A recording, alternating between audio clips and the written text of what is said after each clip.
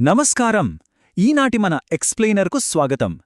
ఈరోజు మనం ఒక అద్భుతమైన మిస్టరీని డీకోడ్ చేయబోతున్నాం. చరిత్రలోనే అత్యంత రహస్యంగా భావించే ప్రాచీన గ్రంథాల్లో ఒకటైన ప్రకటన గ్రంథం, అందులో ముఖ్యంగా 17వ అధ్యాయం. శతాబ్దాలుగా ఎంతోమంది వేదాంతులను, చరిత్రకారులను తలలు పట్టుకునేలా చేసిన ఒక పెద్ద పజిల్ను మనం ఇప్పుడు విప్పబోతున్నాం. ఇక ఏమాత్రం ఆలస్యం చేయకుండా నేరుగా ఈ ఆసక్తికరమైన అంశంలోకి వెళ్ళిపోదాం. ముందుగా ఈ మాటలు వినండి. విస్తార జలముల మీద కూర్చున్న మహావేశ్యకు రాబోవు తీర్పును నీకు చూపింతును. రమ్ము. ఆ స్త్రీ పరిశుద్ధుల రక్తము చేతను మత్తురాలయ్యుండుట చూచితిని. వింటుంటేనే ఒక రకమైన తీవ్రత, ఒక నాటకీయత మన కళ్లముందు మెదులుతున్నాయి కదా. యుగాంతానికి సంబంధించిన అత్యంత శక్తివంతమైన దర్శనమిది. ఇక్కడ ఒక ఆసక్తికరమైన బిరుదు కనిపిస్తుంది. మర్మము, మహాబబులోను, భూమిమీది వేశ్యలకును, అసహ్యమైన వాటికిని తల్లి. వినడానికే చాలా మిస్టీరియస్గా ఉంది కదూ. 7 తలలు ఉన్న ఒక భయంకరమైన మృగం మీద స్వారీ చేస్తున్న ఈ స్త్రీ ఎవరు? ఈ ప్రశ్న మామూలు ప్రశ్న కాదు. శతాబ్దాలుగా పండితులను అయోమయంలో పడేసిన ఒక ప్రాచీన రహస్య సంకేతమిది. అయితే ఇక్కడ మనందరికీ ఒక ప్రాథమికమైన సందేహం వస్తోంది. ఇంతకీ ఈ భయంకరమైన ప్రతీకలు చాలా కాలం తర్వాత, అంటే సుదూర భవిష్యత్తులో జరగబోయే వినాశనానికి సంకేతాలా, లేక అప్పటికే జరిగిపోయిన చరిత్రను ఎవరికీ అర్థం కాకుండా ఒక రహస్య కోడ్లో దాచిపెట్టారా? ఈ మిస్టరీని సాల్వ్ చేయడానికి అసలు పండితులు ఎలాంటి పద్ధతులు వాడతారో ఇప్పుడు మనం చూద్దాం. ఈ గ్రంథాన్ని అర్థం చేసుకోవడానికి ప్రధానంగా ఫ్యూచరిజం మరియు హిస్టారిసిజం అనే 2 దృక్కోణాలు ఉన్నాయి. ఈ 2 సిద్ధాంతాలు ఎలా ఉంటాయో చూద్దాం. ఫ్యూచరిజం అనేది భవిష్యత్తులో రాబోయే 7 సంవత్సరాల మహాశ్రమల కాలాన్ని, అలాగే ఒక భవిష్యత్తు లోకనాయకుడిని సూచిస్తుందని నమ్ముతుంది. అంటే ఇదంతా ఇంకా జరగలేదన్నమాట. కాని హిస్టారిసిజం వాదన దీనికి పూర్తి భిన్నంగా ఉంటుంది. ఈ ప్రవచనాలు ముందుగా రాయబడిన చరిత్ర అని, ఈ చిహ్నాలు నేరుగా రోమన్ క్యాథలిక్ పాపసీకి మరియు 1260 సంవత్సరాల యూరోపియన్ చరిత్రకు ముడిపడి ఉన్నాయని వారు విశ్లేషిస్తారు. హిస్టారిసిస్ట్ అప్రోచ్లో ఆలోచించేవారు తమ వాదనకు సపోర్ట్గా పాత నిబంధనలోని దానియేలు గ్రంథాన్ని ఒక కీ పాయింట్గా చూపిస్తారు. దాని ప్రకారం ఆ 4వ మృగం రోమన్ సామ్రాజ్యాన్ని సూచిస్తుందని, ఆ 10 కొమ్ములు పశ్చిమ ఐరోపాలోని రాజ్యాలకు ప్రతీక అని వారు వివరిస్తారు. మరి వాటి మధ్యలో పుట్టుకొచ్చే ఆ 11వ చిన్న కొమ్మే యాంటీక్రైస్ట్ అని చారిత్రక ఆధారాలతో సహా చెబుతారు. సరే, ఇప్పటివరకు మనం వేదాంతపరమైన వాదనలు చూశాం. ఇప్పుడు కాస్త చరిత్ర వైపు వెళ్దాం. ఆ మృగానికి ఉన్న 7 తలలు నిజంగా ఒక పెద్ద లాజికల్ పజిల్ లాంటివి. అసలింతకీ ఆ 7గురు రాజులు ఎవరు? ఈ మిస్టరీని ఎలాగైనా ఛేదించాలి కదా. 7గురు రాజుల లెక్కింపు. ఇప్పుడు ఆ రోమన్ చక్రవర్తుల సంగతేంటో చూద్దాం. మూల గ్రంథం ఏమని చెప్తోందంటే, ఆ మృగం యొక్క 7 తలలు రోమ్ నగరంలోని 7 కొండలను, అలాగే 7గురు రాజులను సూచిస్తాయి. ఇక్కడే మనకు అత్యంత ఆసక్తికరమైన చారిత్రక క్లూ దొరుకుతుంది. 5గురు పడిపోయిరి, ఒకడున్నాడు. దీన్ని బట్టి మనకు ఏమర్థమవుతోంది? 5గురు రాజుల పాలన అప్పటికే ముగిసిపోయింది కాబట్టి ఈ టెక్స్ట్ ఖచ్చితంగా 6వ రాజు అధికారంలో ఉన్నప్పుడే రాయబడి ఉండాలి. లెక్కపెట్టి చూస్తే జూలియస్ సీజర్ దగ్గర మొదలుపెడితే అతను మరియు అతని తర్వాతి 4 అంటే అగస్టస్, టైబీరియస్, క్యాలిగులా, క్లాడియస్, వీళ్లంతా గతించిన ఆ 5గురు రాజులు.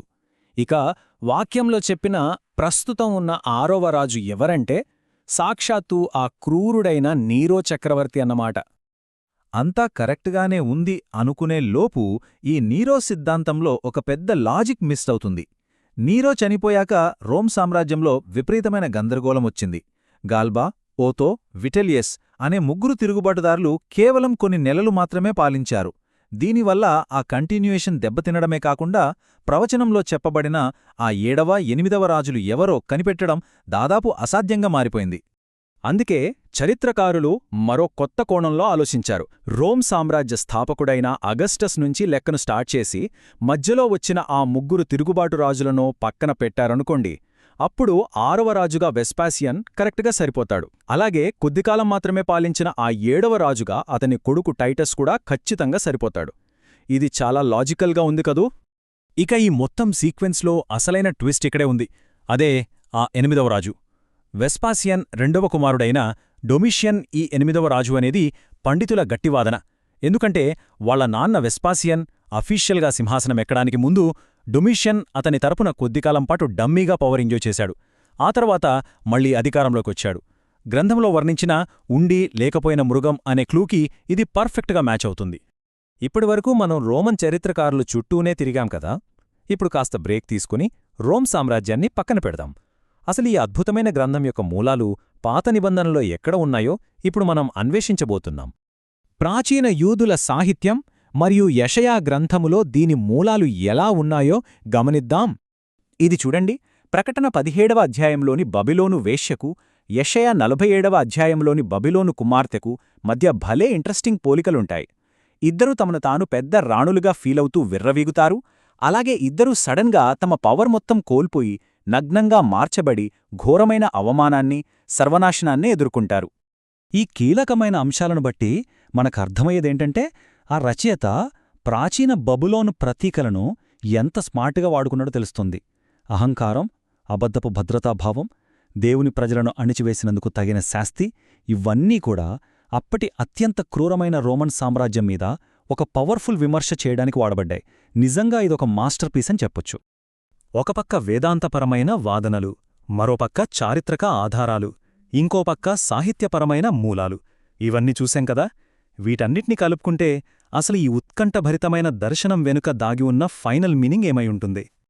అంతిమ ఆధ్యాత్మిక విజయం, చివరికి సత్యమే ఎలా గెలుస్తుందో చూద్దాం. ఇదంతా చూస్తుంటే ఒక విషయం స్పష్టమవుతోంది. ఇది కేవలమేదో హిస్టారికల్ పజిల్ మాత్రమే కాదు, మంచికి చెడుకు మధ్య నడిచే ఒక సార్వత్రిక ఆధ్యాత్మిక యుద్ధం. మొదట దైవ వ్యతిరేకమైన, ప్రజలను అణిచివేసే వ్యవస్థలు పవర్లోకొస్తాయి. ఆ తర్వాత అవి సత్యం వైపు నిలబడేవారి మీద భయంకరమైన ప్రెషర్ తీసుకొస్తాయి. కానీ ఎండ్ ఆఫ్ ద డే ఈ ప్రాపంచిక సామ్రాజ్యాలన్నింటిపైన దేవుని సార్వభౌమాధికారం ఘనమైన విజయం సాధించి తీరుతుంది. ఈ ఆధ్యాత్మిక సత్యాన్ని 17వ వచనం మరింత బలంగా చెబుతుంది. దేవుని మాటలు నెరవేరు వరకు ఆయన సంకల్పము నెరవేర్చునట్లు దేవుడు వారి హృదయములలో ప్రేరణ పుట్టించెను. దీని అర్థమేంటంటే, ఆ మృగం లేదా ఆ సామ్రాజ్యాలు చేసే విధ్వంసకరమైన చర్యలు కూడా ఫైనల్గా దేవుని కంట్రోల్లోనే, ఆయన సంకల్పానికి లోబడే జరుగుతాయి. ఆయన నియంత్రణను దాటి ఏ శక్తి ఏమీ చెయ్యలేదన్నమాట. ముగింపుగా మనం ఒక ఆలోచింపజేసే ప్రశ్న వేసుకుందాం. ప్రాపంచిక సామ్రాజ్యాలకు మరియు ఆధ్యాత్మిక సత్యానికి మధ్య జరిగిన ఈ ప్రాచీనకాలపు పోరాటం ఈనాటి మన ఆధునిక ప్రపంచానికి ఎలా అన్వయించుకోవచ్చు? అధికార దాహంతో ఉన్న వ్యవస్థలకు మరియు సత్యం వైపు నిలబడేవారికి మధ్య ఈ సంఘర్షణ ఈనాటికి కొనసాగుతూనే ఉందా? ఈ ఎక్స్ప్లెయినర్ ద్వారా మనం తెలుసుకున్న విషయాలను బట్టి మీదే లోతుగా ఆలోచించండి.